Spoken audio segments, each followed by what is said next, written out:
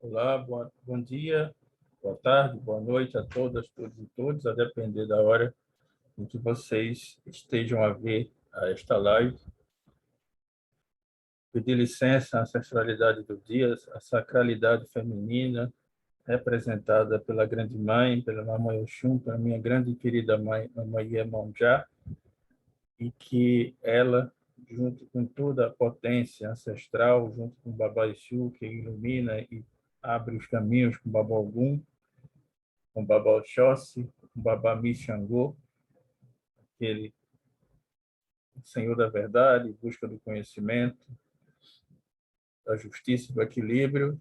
Vamos tratar de um tema aqui no nosso projeto Adzir Yango, na nossa viagem para e pelo Kemet. Vamos tratar de um tema condizente com algumas coisas que vêm acontecendo ao longo dessa semana. É impossível deixar de citar a passagem do dia de finados, né, o dia comum em locais ocidentais e principalmente no Brasil, de comemoração à questão dos mortos, a celebração, o rito de saudade, de visitação e tudo mais, da questão das pessoas que morreram, nos deixaram aí. Também é impossível deixar de citar e de mencionar a trágica morte da cantora, compositora e principalmente da mãe da mulher, a pessoa que tinha muito a dizer, apesar dos seus 20 e poucos anos, que é a Marília Mendonça. E eu, na pessoa dela, falo de tantas e tantas mulheres, mulheres cis, mulheres trans, que têm morrido em feminicídio, por acidentes, por causas naturais, e principalmente no Brasil de hoje, as mulheres que têm morrido de fome, têm se anulado psicologicamente, que têm perdido a esperança diante de tantas coisas que vêm acontecendo e vêm se mostrando num país desordenado, desorganizado, e que prima tão pouco pela vida e cuida tão pouco de seus mortos. É impossível também não lembrar, diante desse tema, da questão da pandemia, já mais de 605 mil, já mais de 608, já passado 609 mil mortos, quase 610 mil pessoas que perderam a vida por conta do descaso, da omissão criminosa, violenta, diante de um mal tão grande que já assola o mundo há quase ou mais de 2 anos, e não parece que vai nos deixar nos próximos meses. Há sempre o risco das coisas voltarem a se prejudicar, voltarem a regredirem e terem desdobramentos um tanto quanto desagradáveis. Lamentar a morte do nosso planeta, a morte do nosso clima, a morte do nosso meio ambiente, da nossa ecologia, diante da avareza capitalista, por sempre, cada vez mais e mais, querer a obtenção de lucros, a obtenção daquilo que chama-se bem-estar social, a despeito e em detrimento daquilo que mais interessa, que é o bem-estar do nosso cosmos. Então, todas essas coisas que eu vos trouxe agora no começo dessa live são questões que envolvem, de maneira direta ou indireta, a morte. E como em nossa viagem de sábado, já costumeira, pelo Kemet, eu gostaria também de trazer as impressões das questões relativas à morte, ao morto, diante do Kemet, da visão do Kemet. Então, eu preparei para vocês hoje, a nossa próxima paragem é a morte do Kemet. Já está na vossa tela o material que eu vos preparei. Eu tive uma grande dedicação em trazê-lo para vocês, pela importância que tem, e já foi mencionado, de algum modo, por alguns caminhos, em outras falas, como falei do Anup, há 2 semanas atrás, já que na semana anterior não tivemos o nosso encontro por compromissos pessoais e questões pessoais, das quais eu peço novamente desculpas, mas agora estamos de volta para o nosso compromisso do fim de semana, que é o Kemet, e hoje trazendo a questão do Kemet naquilo que mais interessa a nós, que é como esse Kemet é visto, como ele tratou e como ele lidou com a questão da morte. Vamos lá, sem mais delongas, passar a consideração sobre a morte. E essa consideração trata do texto das Pirâmides 184 como epígrafe. É o que vocês estão vendo, uma representação em Metunéter, o Metunéter, que é a grafia, a linguagem divina, da barca de Osíris, ou a barca de Alçar, uma representação constante numa tumba, um túmulo, e ela serve como epígrafe do nosso compromisso de hoje, nosso percurso de hoje. E começo-vos com essa citação dos textos das pirâmides, ou seja, textos que estão dispostos nas pirâmides, e nos diz, que nos reza, que não vão como mortos, ou seja, não são pessoas que atravessam por essa barca para um outro ambiente, não vão como mortos, mas como vivos. Isso tem uma relação intrínseca com aquilo que vimos, melhor dizendo, da questão da mumificação da pasta marrom há 2 semanas atrás, toda a compreensão que tivemos relativamente ao trato com a pessoa morta. Também refere-se ao que vimos 3 semanas atrás sobre sobre a questão da alma, sobre a questão das 7 partições constitutivas do ser humano, da mulher, do homem. E essas partes dão uma atenção especial a essa transposição, a essa diferença que a morte traz. E nós vamos ver que essa diferença é uma diferença de ordem, de consideração, de concepção, mas que dos dois lados, das duas margens do rio Aur, das duas margens do rio Nilo, nós temos vida, só que em instâncias e sob circunstâncias diferentes. Então, não vão como mortos aqueles que passam a essa efêmera vida e atingem o limiar desta, não são transpostos para um outro lado apenas como almas pura e simplesmente destituídas de um corpo, até porque não teria sentido a mumificação caso isso ocorresse, mas sim que vão como os vivos. E há aqueles, inclusive, que podem ter acesso a essas pessoas mortas, a essas passagens que ocorrem na noite, e vamos ver o porquê a noite é tão temida, o estático é tão temido, e a ideia do movimento, da passagem em movimento para a morte, ou através da morte para outra vida, está simbolizada e representada bem especificamente na questão da barca de Ra. Então, o texto das pirâmides faz jus àquilo que nós vamos ver daqui por diante. Pois bem, eu tenho como base os textos da autora K.D. Narelli Costa, que se especializou e se debruçou sobre a questão da morte, sobre a questão que fala a respeito da morte, do Kemet, e não só neste texto, que é o entre o contraste e o equilíbrio, Kemet e Duat, e vamos ver que conceitos são esses, o conceito do próprio Kemet, o conceito do próprio Duat, considerações sobre a vida e a morte no Egito Antigo.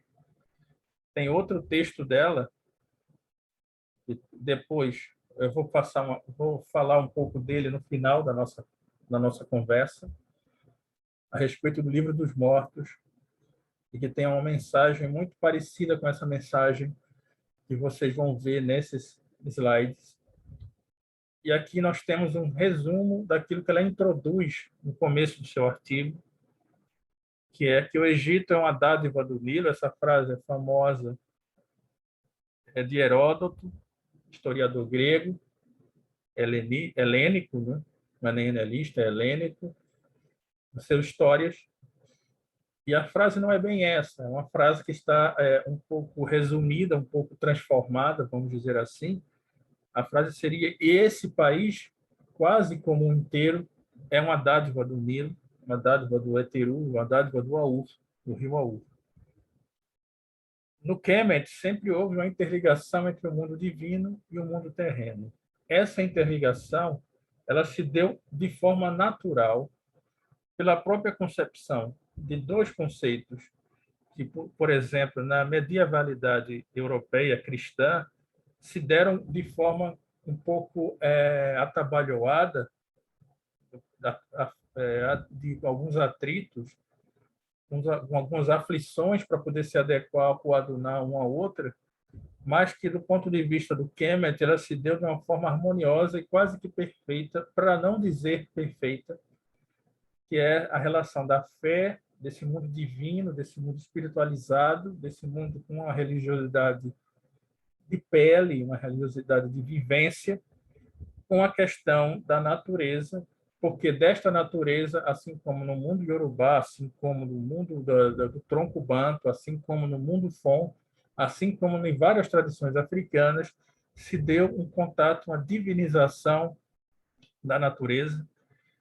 É evidente que a gente não pode reduzir tudo a um animismo, que seria uma simplificação tanto quanto anacrônica. Todavia, há alguns elementos, talvez, de um panteísmo africana, que não seria um panteísmo também da modernidade da Europa, que nos remete diretamente a um pensamento de Baruch de Spinoza, por exemplo, entre outras formas de panteísmo, panenteísmo, que é uma variante desse panteísmo. Mas a natureza divinizada, a natureza imanente e divinizada, da qual e na qual somos parte integrantes, ela é uma questão que se deu de forma muito natural por conta da relação maior entre a religiosidade e a espiritualidade no mundo antigo. A própria Keidi Narelli faz essa observação ao longo do seu texto, e é uma observação pertinente, que até os idos dos primeiros séculos depois do marco cristão, a quando do surgimento e do desenvolvimento do islamismo, essa mesma religiosidade e espiritualidade concomitante à própria vida comum, à vida prática, ela se dá. E só a partir dos anos posteriores ao desenvolvimento islâmico e a partir do desenvolvimento da própria transição da medievalidade para a modernidade e, consequentemente, a reforma protestante, entre outros marcos histórico-religiosos, é que nós tivemos uma diferenciação do mundo, é que nós tivemos uma dissociação do mundo que eu chamo ocidentalizado, eurocentrado, mas que do lado africano, do lado do Médio Oriente, as coisas se deram e continuaram a se dar de uma forma muito mais natural. E essa relação fé e natureza, que compunham o mesmo plano de visão, a mesma cosmovisão, e aqui eu faço uma observação munido da observação da própria Keidi Narelli Costa, e que a crença do Kemet muito era devida à condição geográfica do povo. Isso é muito importante, é um detalhe extremamente importante, crucial, fulcral, nuclear, daquilo que vamos tratar daqui por diante, para que vocês tenham em mente uma melhor difusão desse conceito, uma melhor apropriação da extensão desse conceito do mundo dos vivos e mundo dos mortos, da relação entre os dois,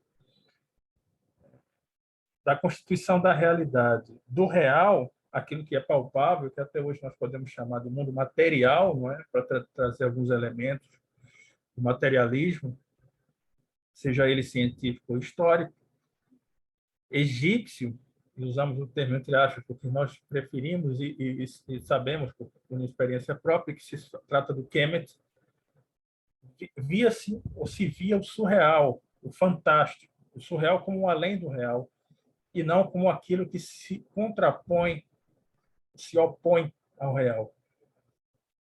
O que estava além do real, aquilo que vai além, vamos colocar também o par natural e sobrenatural como também elemento presente aqui nesse momento, o imaginado. Isso se dava porque, tanto nos tempos antigos, na antiguidade do mundo, e essa antiguidade é vasta, não se dá apenas naqueles séculos que se tomam pela Grécia, ou seja, vai muito antes disso e se prolonga para depois. Na antiguidade, não só se tinha uma maior efetivação e presença no dia a dia, no cotidiano, da questão do religioso, do espiritual, mas também se tinha o imaginado. E o que era esse imaginado, para que se fique bem escurecido? Esse imaginado era aquilo que preenchia, de certa forma, todas as peças ausentes desse quebra-cabeça, desse enorme puzzle que era o mundo, o cosmos, o universo, como as coisas se davam, como foi criado, para que caminho seguiria, para qual encruzilhada nós seríamos levados. Tudo isso causava muito estupor, muito espanto, e, concomitantemente, era preciso que se buscasse explicações, faz parte de nossa constituição cerebral, mental, termos esse tipo de explicação, ou buscarmos esse tipo de explicação, e o espiritual em detrimento do material, ou ao material, como um contraponto. Os dois mundos do Kemet. Vamos falar muito em relação a isso. A vida terrena e a vida divina eram aspectos do mesmo cosmos. E aqui nós trazemos pela primeira vez uma equação que vai trazer uma distinção um pouco complexa, por isso que eu fiz grafias diferentes. Mas nós poderíamos exprimir da mesma forma de escrita. Mas para ficar mais escurecido, eu fiz essa derivação, esse recurso didático, esse apelo didático para ficar mais interessante. A equação é o seguinte: o Kemet, grafado com os dois S, com as vogais, que pode ser traduzido como Egito Antigo, enquanto um todo, os dois conjuntos que nós vamos ver, o conjunto derivado dos dois conjuntos, para fazer uma metáfora com a teoria dos conjuntos, é igual ao Kemet, traçado apenas com as consoantes. Daqui por diante tomaremos essa distinção, que é o mundo dos vivos, que remete à metáfora da cidade de Uaset, ou a antiga Tebas, mais Luxor, que nos fala do mundo dos vivos, da margem leste, de onde o sol nascia, do rio Aur, o rio Nilo, mais o Duat. O que é o Duat? O Duat é a porção do mundo existente do lado de lá da morte. Na divisão iorubá, o Kemet, traçado, escrito com as consoantes, seria o Aie, nesse Aie, onde nós estamos, onde nós nos desenvolvemos, nascemos, crescemos, evoluímos, procriamos, se for o caso, e reproduzimos a nossa espécie e morremos. Essa é uma distinção presente no Aie. É nesse Aie que nós estamos e que, através dele, nós temos que desenvolver espiritualmente o nosso Ori e todas essas questões que vamos falar adiante, em outras oportunidades, em outros momentos. E o Orum, que seria esse mundo espiritual, esse mundo sobrenatural, esse mundo para além da matéria, e não equivocadamente funcionado como céu, porque não estaria necessariamente acima e o aí abaixo. não há essa necessidade de pensarmos assim, só temos duas instâncias de mundo diferentes, temos duas proporções e prolongamentos do mundo sob aspectos e energias diferentes, e o Duat seria essa porção do Orum, essa porção diferente dessa que nós estamos, dessa que eu vos falo, e dessa em que vocês me ouvem e veem, e que me leem nesses materiais que vos trouxe, que estaria na margem oeste do rio Aur. O segredo para isso era interpretar essa passagem como se atravessar o rio Aur. Se você pega uma embarcação tal qual a barca de Osíris, você vai de uma margem à outra e você consegue chegar ao lado dos mortos, como se fosse um outro lado, com as mesmas características, que não necessariamente acima nem abaixo, nem noutra posição geográfica, mas sim uma outra proporcionalidade, uma outra composição, vamos dizer assim. Então, podemos dizer que essa é a natureza da geografia barra espiritualidade do Kemet, que é bem importante denotar. Seguindo, nós temos que fazer uma retificação, que desde que nós pensamos e que nós falamos sobre como é que se traduz lá na primeira das nossas viagens a palavra, o conceito, a palavra conceito Kemet, nós traduzimos como Terra Negra. Todavia, em pesquisas que eu fiz recentemente, inclusive pesquisas feitas para essa fala, eu pude observar a tradução melhor para nosso idioma, desculpem, é uma tradução para nação negra, o que corrobora a ideia de uma terra de negros, ou seja, negra aqui seria no sentido de pessoas negras e não no sentido mais alusivo à questão do rio Aur, propriamente dito. Então, até porque, se nós pegarmos no Médio Néter, nós estaríamos mais relacionados a falar o tá, esse radical tá, do que o radical Kemet, ou a composição do radical Kemet. Feita essa ressalva importantíssima, essa observação crucial, a partir deste momento, nós tratamos o Kemet não como mais terra negra, mas como nação negra. E essa imagem é meramente ilustrativa da parte da margem leste do rio Aur, que seria na cidade dos vivos, na própria Kemet.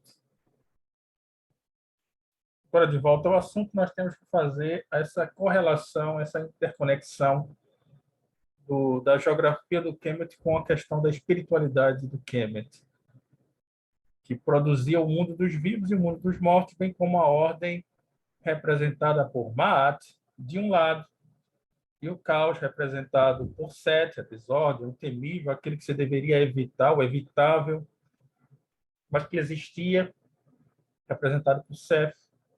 A fertilidade, de um lado, junto à ordem, representada por Osíris, ou Alçar, versus a esterilidade, representada por Seth. E isso se dava da própria composição da imagem que se tinha das próprias margens do rio Aur, onde a água miraculosa desse rio, dadivosa desse rio, batia, havia uma transformação por conta da lama negra, do regime de aumento, inundação e esvaziamento das águas do rio, né? Baixa das águas do rio. Todo o rio tem esse movimento, rios que têm regimes pluviométricos grandes, ou aqueles que têm a composição mais interna, digamos assim, imanente, como o rio Aur, como já vimos também fala sobre o rio Aur, que tem um mecanismo de cheia e seca, vamos dizer assim, muito mais diferente, muito mais destoante dessa prática do rio Amazonas, por exemplo, dos afluentes do rio Amazonas, do rio São Francisco, para citar exemplos do Brasil. As próprias inundações do rio Nilo eram fertilizantes das terras, enquanto que se colocava para além dos limites do Kemet era estéril, terrível, com aspecto da terra vermelha, o Desharef, como já vimos. E O que estava fora do alcance do Eteru, do grande rio, que era o rio Aur, morria, ou tinha um aspecto morto, estéril, desconcertante e até agressivo aos olhos, por conta daquela imensidão de areia, imensidão desértica, árida, que também nós já mencionamos, que era aquele milagre, onde tinha a faixa representada pelo rio Aur e os lados, como se fossem um grande oásis cercado de desertos e esterilidades. Não é que tenha morte, mas que não tenha vida por todos os lados, que não se cria vida. Ou quando se cria, se tem uma margem muito mínima, quase imperceptível de vida. E nessa faixa, seja no rio, seja através do rio, na colheita, na fertilidade, seja no céu, seja na concepção das luzes, dessa concepção mais natural da divindade, ou das divindades, é que se concebiam os deuses no espaço dos vivos e no espaço dos mortos, no Kemet e no Duat, enquanto espaços contrastantes, peço desculpas pelo equívoco de redigir contrastantes, mas é contrastantes, faltou apenas um T, nada mais eram do que reflexos, aspectos, paisagens, guardem essa expressão paisagens. A paisagem do lado leste e a paisagem do lado oeste eram similares, semelhantes. Eram territórios distintos, ligados, parecidos, ou podemos usar a palavra semelhantes, que compunham um grande cosmo, que era o Kemet. Então, nós estamos retornando àquela equação de Kemet com as vogais igual a Kemet com as consoantes, mais Duat. Só se pensa o Egito, vamos falar assim, em termos mais conhecidos, se distinguir a parte dos vivos e a parte dos mortos em equação, em soma, em somatório, e jamais uma parte e depois a outra. As duas partes aqui compõem de forma sine qua non, ou seja, se não for assim com as duas partes, não se vai ter uma composição correta. Aqui nós citamos Gama, texto de 2008, que ele fala sobre as questões dos ritos funerários das coleções egípcias no Museu Nacional. E ele fala que o conceito de paraíso osíriaco, ou seja, advindo de Osíris, o deus da fertilidade, o deus do morto,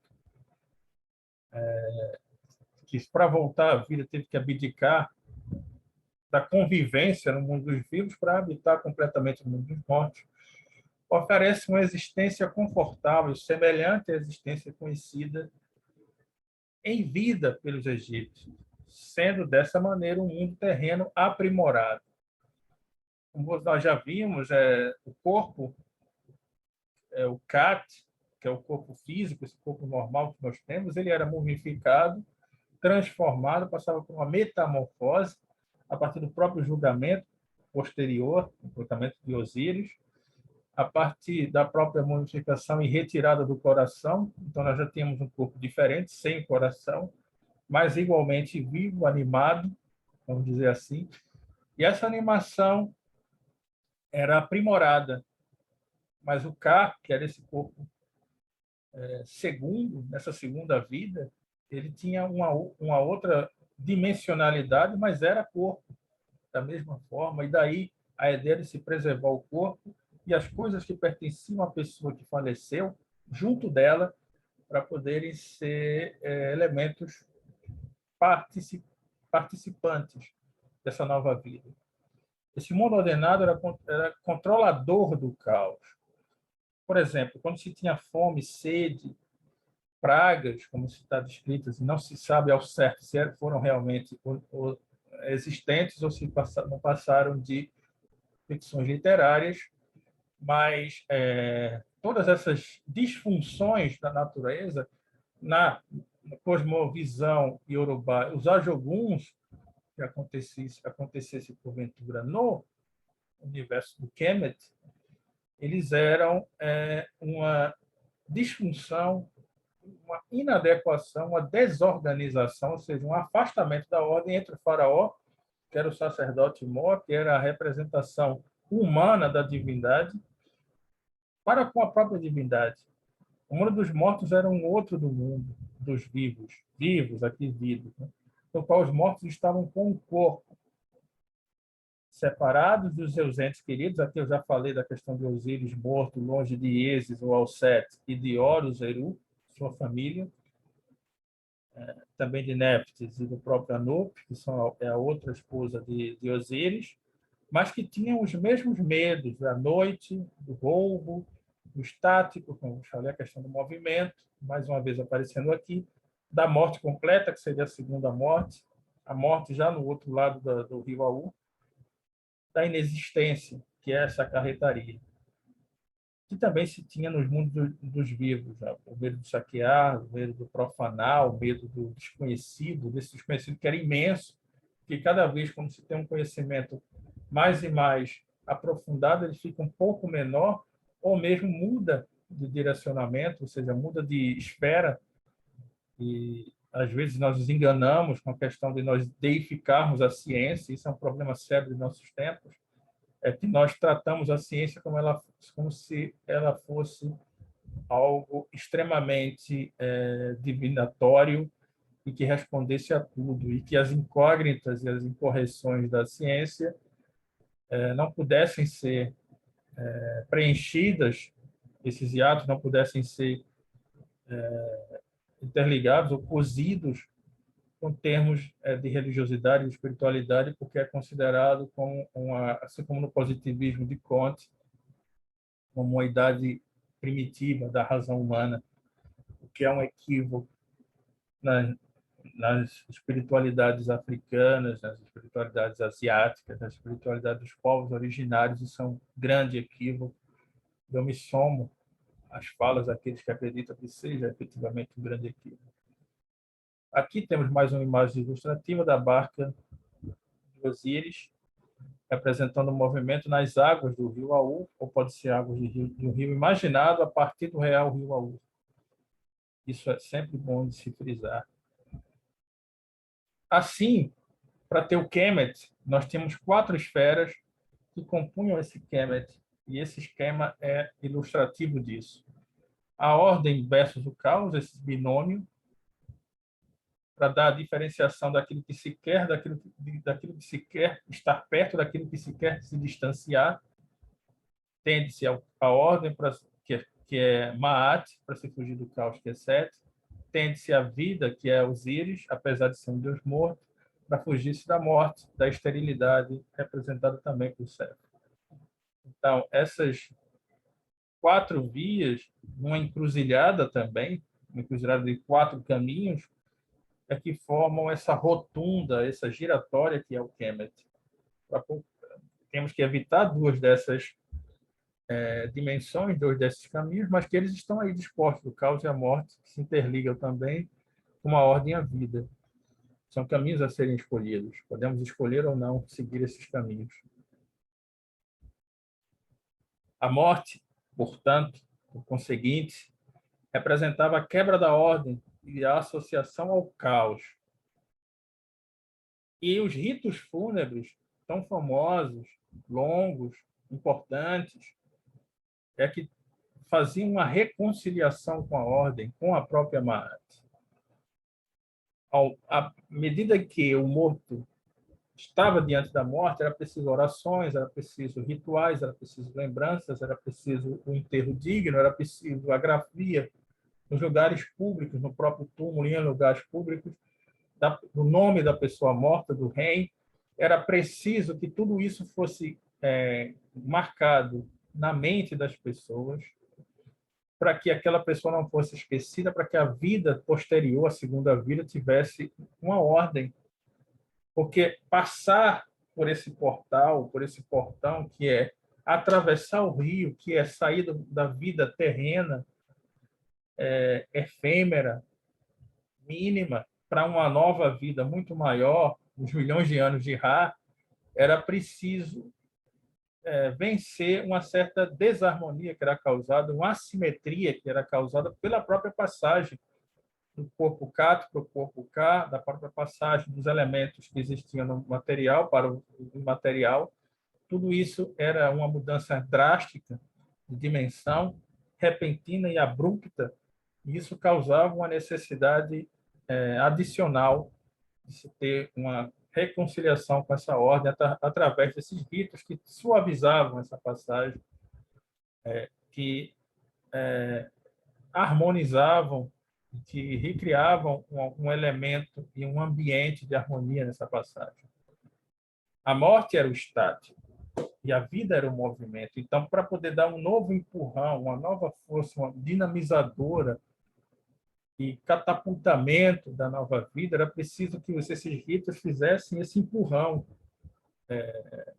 invisível, com essa mão invisível. Então, era preciso vencer o estático, que a morte representava a princípio. O passar pela porta tinha que continuar numa caminhada posterior e não parar diante da porta sem dar um passo adiante. Era preciso seguir. E por isso era tão terrível morrer fora do território, porque se fugia desse ambiente no qual, ambiente geográfico, espiritual, a morte compunha uma identidade. O morto do Kemet, ele tinha que ir morrer no Kemet, ser sepultado no Kemet a partir dos ritos funerários fúnebres do Kemet. Morrendo no exterior, morrendo fora da sua terra, esses rituais eram quebrados e essa dissociação levava à estaticidade, levava ao temor de uma estaticidade e consequentemente, de uma inexistência, de uma inércia que representava a morte primeiro e segundo ao mesmo tempo, o que era um horror diante da proposição do Kemet. Campanho, no livro de 2011, na página 27, como está por voz aí descrito, dizia que um laço ideológico forte entre os vivos, os mortos e a terra era que era o Kemet. A terra era um terceiro elemento. Solo. Tanto a terra que se pisava, terra física, que era miraculosamente transformada em algo fértil pelo rio, pelo próprio rio, mas como a terra no sentido de pátria, que é um sentido posterior. Seu lugar. Você pode visitar vários lugares no mundo, pode migrar, pode ir e vir. Essa sacralidade daquela terra, por isso que é tão importante em África você ter e saber de onde veio. Essa dádiva não é permitida para pessoas em diáspora. Por isso essa agonia, esse banzo que nos acompanha. E aqui nasce, amigas, amigos e amigos, o culto à ancestralidade, que é um culto não só às pessoas de nossa família consanguíneas, nem às pessoas que estão à nossa volta, ao nosso redor, nem também e tão somente as pessoas que representem alguma coisa numa ideia um pouco mais longínqua, mas também pessoas ligadas à terra, pessoas ligadas ao ambiente, pessoas ligadas àquele chão. E essa memória era fecundada a partir da oralidade, a partir do conto, a partir do canto, a partir das grafias e descritas em Meduneter, nas paredes tumulares, sejam de pessoas reconhecidas e imponentes, como a rainha Hatshepsut, a primeira mulher faraó com plenos poderes, ou então em figuras não tão iminentes de serem conhecidas e não tão eminentes, para dizer uma coisa mais própria, mas que isso tudo era um culto ancestral relacionado à identidade com a comunidade, uma identidade geográfica, uma identidade social, política, é verdade, espiritual, mas também geográfica, com aquela comunidade que estava ali disposta, aquela terra sagrada. Era ali que se deveria estar, era ali que se deveria ir nascer e era ali que se deveria se migrar para a morte, quando a morte pudesse ser assim disposta. Os mortos eram lembrados e tinham seu nome, o REM, grafado, citados, como vos falei, os lugares públicos para serem lembrados, ou então eram falados e as histórias passavam de geração em geração pela tradição oral, muito comum na África toda. Traunecker, na página 27 e 28 de um texto de 1995, todas essas referências eu posso vos deixar nos comentários, na descrição abaixo, para vocês pesquisarem. Dizia o seguinte, abre aspas, a paisagem, essa paisagem, vocês podem diferenciar na rigidez entre o árido e o fértil, como aqui está disposto, e no alcance, no domínio da passagem das águas do rio Baú, que está aqui disposto. A paisagem era fortemente orientada como um rio fluindo para o norte, os dois horizontes ocres dos desertos arábico e líbico que circundavam o Kemet, atrás dos quais surgia e desaparecia o disco solar toda manhã e toda noite. Para cá, por esse céu irrepreensivelmente azul, refletido nessas águas, aqui tínhamos todo um ciclo de vida, de existência, de continuidade, a partir do fértil em relação com o estéril, fértil em relação com o estéril, tudo miraculosamente dado por essas águas. O lado fértil que seguia o rio ostentava tons puros, negro, mais escuro em movimento da lavra, da plantação, verde brilhante, cá estamos aqui a ver, e luminoso quando cresciam as culturas, amarelo ardente, aqui não tem, dá para ver a cultura do trigo, por exemplo, a cultura do papiro posterior também, não tão amarela, mas também nessa mesma linha de entendimento, quando o trigo estava maduro. A orla do deserto, aqui está, visível, marcava brutalmente o limite entre o mundo ordenado, este, aqui ordenado pelo rio, isso é um milagre, pela uma divindade Ap, uma divindade azul que está no rio, e o ordenado e nomeado, que é o próprio Kemet, da planície fértil e as vastas extensões informes e inorganizadas de areia e rochedos, cá está a areia, rochedos, estéreis. A grande uniformidade dessa paisagem, que se repetia da Elefantina lá no seio, no meio do continente africano, até o delta, a foz do Nilo, já no mar Mediterrâneo, era outro traço específico desse Egito. Essa citação do Trauneck é importante. Aqui, agora. No Kemet, portanto, o pós-mortem era uma maneira de continuidade, de continuar existindo. Remédio ao medo do desconhecido, perpetuava o princípio de Maat, da ordem, da ordenação do cosmos, e desafiava continuamente as forças do caos. Essa era uma missão espiritual.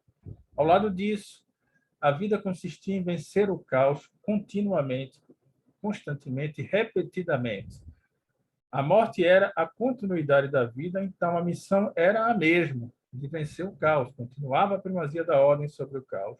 As díades, morte e vida, Duat Kemet, mulheres e homens, e deusas e deuses, eram de suma importância para o equilíbrio do Kemet, porque representavam um lado e o outro desses dois mundos, um encontro entre esses dois mundos, essas duas paisagens, a paisagem viva e a paisagem morta, a paisagem no mundo dos mortos e a paisagem no mundo dos vivos. E por que paisagem? Porque remete àquilo que eu mostrei nessa imagem. Esta paisagem aqui, esse retrato, essa fotografia diz muito. É uma paisagem. E a paisagem da margem leste e da margem oeste, ela é indistinta. O que difere é que de um lado ao mundo dos vivos e o que difere é que do outro lado ao mundo dos mortos. Essa diferenciação de paisagem é simplesmente de posição geográfica no rio ou em relação ao rio, às margens do leito desse rio. Mais um texto de Dunant e de Vicot, de 2003, na página 181, diz, abre aspas, que com o mesmo radical mut, os povos de Kemet formavam o verbo morrer, substantivos mortal, morto e morte. Este último é claramente uma contraposição com aquele da vida, Anr. Nós já vimos nas 7 composições da vida do ser humano e vamos ver mais detidamente em próximos encontros. Do Deus se diz que é Senhor da vida e da morte. Rege os dois lados da margem do rio. Se locomove pelos dois lados da margem do rio. Por isso que os templos dos deuses estão de um lado, do mundo dos vivos. Mas eles acompanham todos os vales dos reis mortos, os faraós, as faraós, e estão ali também compondo e habitando o Duat. Do que nós concluímos? Que a vida e morte, bem como a ordem e o caos, estão em planos voltados uns aos outros, diferentes, mas voltados uns aos outros da vida do Kemet. Repetimos a equação, o Kemet mais o Duat formam uma parte considerável da cosmologia kemética.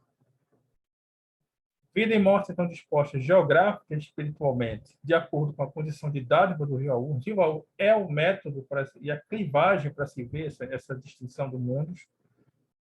A morte não é um fim, consequentemente, não é uma perda, não é um estancamento, não deve ser estática, mas uma forma distinta de continuar existindo, de permanecer existindo, com os mesmos medos e problemas existentes no mundo dos vivos, porém com uma dimensionalidade e uma corporalidade distinta, mas não deixando de ser viva. A vida pós-mortem é parte da vida, é uma dimensão outra da vida, muito mais longa, muito mais esticada no tempo.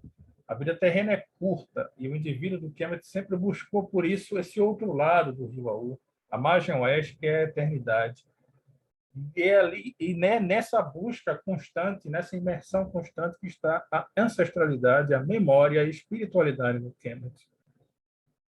Intimamente ligada a uma geografia, a um reconhecimento de uma geogonia, vamos dizer assim, de uma descrição da ordem das coisas a partir da Terra, a partir de uma concepção que cada vez vai elevando o nível da explicação, desde um ponto de vista que pode ser chamado de uma indução do físico palpável até o impalpável, o intangível, o imaterial, o sobrenatural.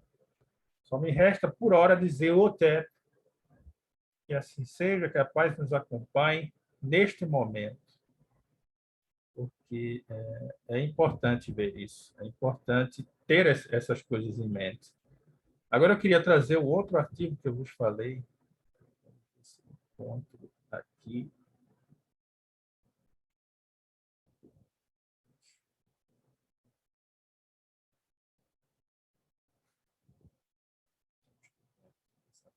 Agora nós vamos ver a outra parte daquilo que nos propusemos a falar, que é o outro texto da K.D. Narelli. Esse texto é um Espelho do Kemet, Experiência no Espaço do Livro dos Mortos, no qual ela diz, taxativamente, o Antigo Egito, o mundo dos vivos e aquele reservado aos mortos eram interligados a partir de diversas experiências, como eu vos falei a partir do texto anterior dela. Os vivos precisavam oferecer um destino seguro aos mortos, bem como provê-los de alimentos para que sua jornada na Duat estivesse livre de perigos. Os mortos, em contrapartida, não retornariam em forma de assombração, como é em outras diversas culturas, para estabelecer determinado caos na Terra. Esses são alguns dos vários exemplos possíveis de serem tecidos diante da estreita necessidade de correlação entre esses dois espaços.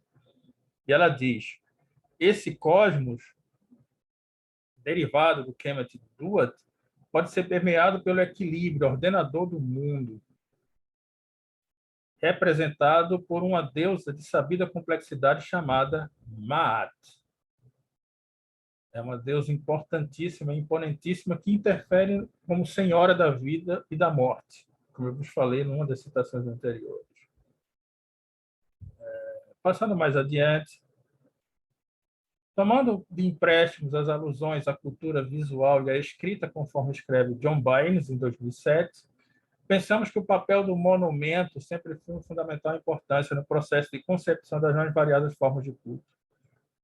Grande parte do enfoque da civilização estava na criação e manutenção de suas principais formas. E aqui é evidente uma correlação não só da geografia, de uma geologia, de uma geogonia, mas também, e mais importante ainda, de uma espacialidade ancestral e material que era acompanhada e acompanhante esse mundo, tanto dos vivos quanto dos mortos. Então, a morte, ela era uma passagem normal, a qual e na qual todos devemos e deveríamos pela qual passar,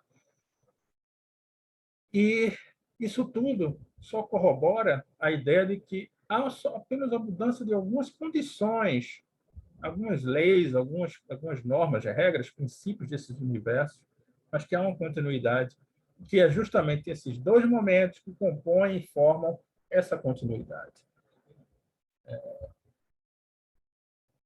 É importantíssimo ver isso, é importantíssimo saber disso.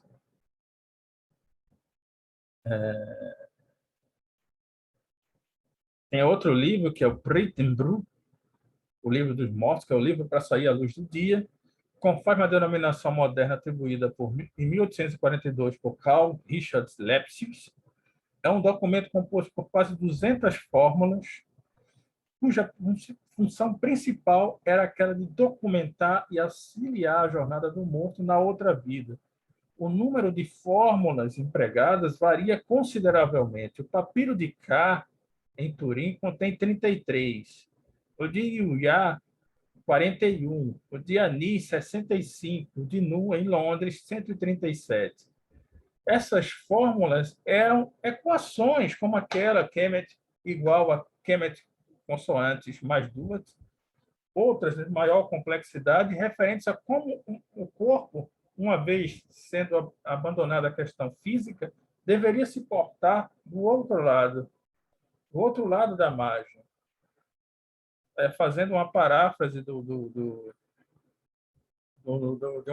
uma composição interessante do Lou Reed, no Transformer, é quando dava o Take a Walk on the Wild Side. Mas agora não é um wild side, não é um lado selvagem, mas é um other side, é um outro lado. Who remains the same, que continua o mesmo. Ou seja, são coisas interessantíssimas para se falar, e para se ver e para se condensar em nosso conhecimento. É uma complexidade linda pensar a morte com todas essas nuances, sejam espirituais e essa correlação intrínseca e bem próxima, quase nessa relação de convexo e côncavo entre a geografia e a espiritualidade, e essas fórmulas são ensinamentos que estão contidas em vários conjuntos condensados que formam um livro como se fossem vários capítulos, vamos dizer assim. E como deveria se portar a família, o próprio morto, como deveria se portar para citar do outro lado, para citar de uma outra vida. É um ensinamento. E como diz Cardoso, no livro de 1984, página 113, a evolução do livro dos mortos deu-se ao longo de mais de 1000 anos, a partir de meados do segundo milênio, antes de Cristo. Aproximadamente 60% de seus encantamentos, a palavra é essa, encantamento, feitiços, magia, todas elas atributíveis ao deus Jeut, que é o esposo de Maat, derivam dos textos do sarcófago, dos túmulos, como eu vos falei, com modificações às vezes consideráveis, mas são poucos os que vinculam aos textos das pirâmides, que se vinculam aos textos das pirâmides, como eu vos citei enquanto epígrafe.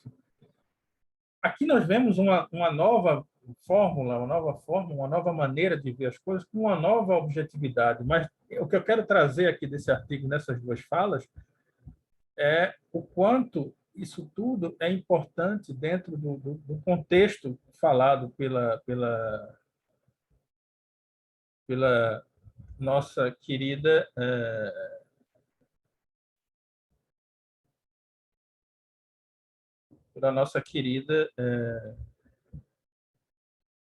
Chiedinarelli Costa. E aqui eu vos trago também um elemento interessante, que é uma visão do que seria o mundo dos mortos, com a presença da divindade Anup, a presença de corpos mumificados e as escritas em Meduneter,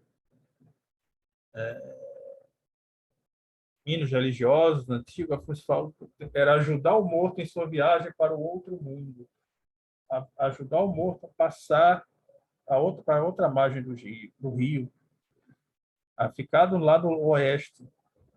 garantindo a seguridade na viagem para o além, nessa outra distinção para o Duarte, e, consequentemente, para a bem-aventurança posterior. Mais uma relação do morto, os louvores, as fórmulas, aquilo que eles recebiam aqui, aquilo que ele levaria consigo, a mumificação representada por Anup, as posses, as partes que se passavam, aqui as vestes brancas representam o outro lado, a cor branca representa o que já estava no além, e aqui nós temos uma frase do Hamlet, que os antigos egípcios não mencionavam a morte diretamente, ao invés disso tinham muitos eufemismos, por conta de todos os medos, né? O medo do desconhecido, o medo da noite, o medo da própria estaticidade da morte. A margem oeste do Nilo era uma dessas que eu tenho vos falado aqui por muito tempo. Foi associada à morte. O sol morria lá todos os dias, e essa metáfora é muito utilizada. E os mortos foram enterrados em cemitérios do lado oeste. Se alguém morria, era dito que a pessoa tinha ido para o oeste. É muito interessante porque existe uma música da banda inglesa Led Zeppelin, que é uma música cheia de ocultismo, cheia de símbolos e signos hermetizados, que fala When I look to the west, quando eu olho para o oeste, quando eu olho para a morte. Seria uma tradução a partir dessa tradição quemética.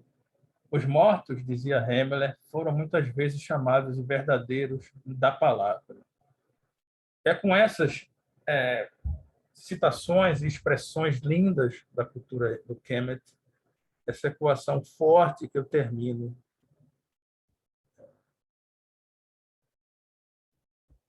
O livro do Sair da Luz, que aqui está representado, a coruja representa o M. Vejam aqui que é uma representação imedoneta do livro, e toda vez que encontra-se essa expressão aqui, nós temos a fala para a morte, do livro da morte, que foi traduzido depois. Como tal, bem, amigas, amigas e amigos, essa foi o encontro de hoje, permeado por todas as questões ligadas à morte, como eu vos falei, todas essas questões ligadas ao dia de finados, a morte, infelizmente, trágica da Marília Mendonça, a morte de vários entes, a morte de tanta gente que nós gostamos e que nos são queridas, queridos e queridos, a morte de tanta gente, a morte de tantas mulheres, a morte de tantas pessoas por Covid e outras doenças, em descaso, a morte em vida, todos esses tipos de morte. Então, eu fiz essa fala sobre a morte no Kemet hoje. Espero que tenha servido de alguma forma para vocês. E foi um prazer estar convosco mais uma vez. Essa live ficará no canal do YouTube gravada, caso vocês queiram remeter a ela quando quiserem. Deixem comentários, ativem o sininho de notificação, curtam, comentem, se inscrevam no canal, façam suas críticas positivas, construtivas, e nós responderemos à medida do possível. Muito axé, OTEP, e até a próxima viagem ao Kemet.